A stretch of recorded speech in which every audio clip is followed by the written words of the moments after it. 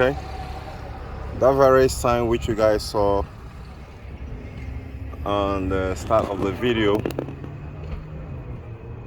I'm trying to decode exactly what that means. So in respect to that, I've just lose out the oil filter and lose out the oil.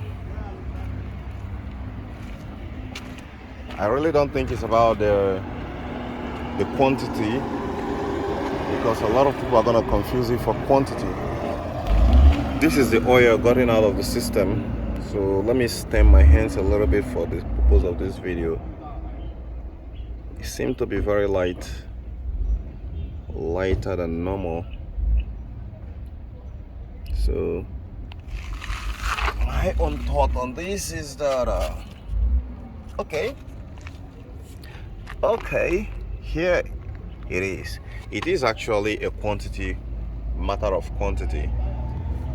The quantity that was added inside the system is insufficient, is getting below the threshold acceptable range, and that is why the system noticed it using the oil level sensor and start throwing a warning light to avoid engine failure. So if you are low on budget, you can just top it off, but I recommend you just do a full service.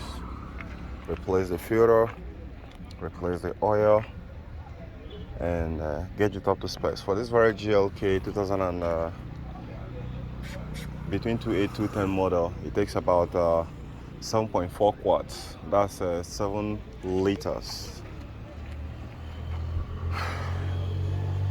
After getting the oil into it, you want to check it and be sure that it's up to specs.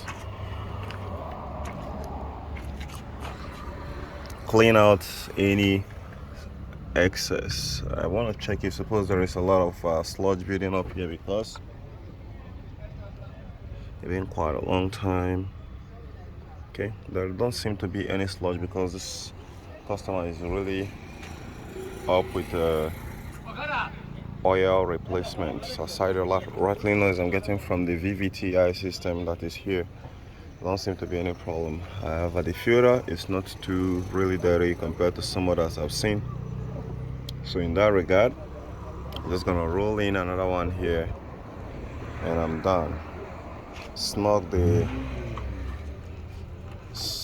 crankcase bolt back in there and clean it. Clean all the this oil and replace the seals. One of the important part here, the seal.